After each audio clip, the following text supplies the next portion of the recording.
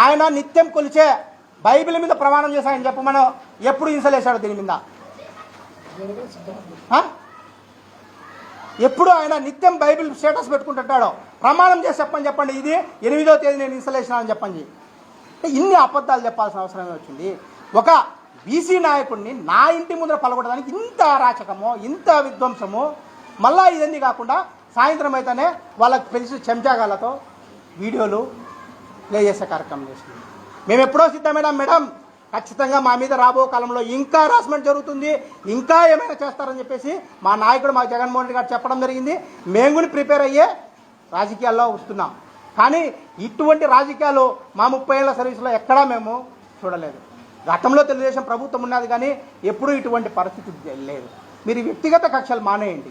ఎవరు మీకు కంప్లైంట్ ఇచ్చిన నాయకులు వాళ్ళ పేర్లు ఒకసారి మీరు వెరిఫై చేసుకోండి. మీ ఇన్ఛార్జ్ అంటున్నారు గంజాయితో గలాటలు పడి గంజాయిలతో కొట్టాడుకున్నారని చెప్పి మీరు పరామర్శించి గంజాయి వాళ్ళు మా వాడిని కొట్టినారని స్టేట్మెంట్ మీరు ఇచ్చుకున్నారు. అదే ఇన్ఛార్జ్ అని ఎవడో అని పేరు చెప్పడానికి మాకు అసహ్యంగా ఉంది.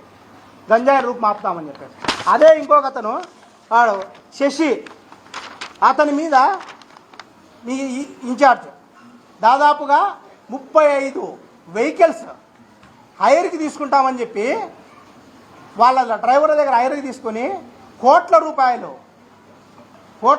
ఎగరగొట్టి 25 రోజులు జైల్లో ఉండేది. ఎఫ్ఐఆర్ కాపీ బండ్లు కొదవలు పెట్టి డ్రైవర్ల దగ్గర వాళ్ళకి బాడకి తీసుకొని పోయి కొదవలు పెట్టే కార్యక్రమం, కోట్ల రూపాయలు. ఇట్లాంటి వాళ్ళ మాటలు విని మీరు అనవసరమైన టైం వేస్ట్ చేసుకుంటున్నారు. కడప నగరానికి మీరు మంచి చేయండి, ప్రజలు హర్షిస్తారు. అది మేము చెప్పేది. ఎమ్మెల్యే గారు ఒకటే విజ్ఞప్తి, ఇట్లాంటి వాళ్ళని మీరు ఇన్ఛార్జీలో పెట్టుకొని చేస్తే ఇదే విధమైన విధ్వంసం ఉంటుంది. మంచి వాళ్ళని సెలెక్ట్ చేసుకోండి, రాజకీయంగా పోటీ చేయండి, రాజకీయంగా ఫైట్ చేయండి, పార్టీ పరంగా విభేదాలుంటే చర్చించండి. అంతేగాని ఈ విధంగా ఎవరు మాట్లాడితే ఎవరు మా అడ్డం మాట్లాడినారని చెప్పేసి లేకపోతే కోర్టులో కేసులు వేసినారని చెప్పేసి ఈ విధంగా హరాస్మెంట్ చేయడం అనేది తగదని చెప్పేసి నేను మరొకసారి ఎమ్మెల్యే గారికి విజ్ఞప్తి చేస్తున్నాం. దాంతో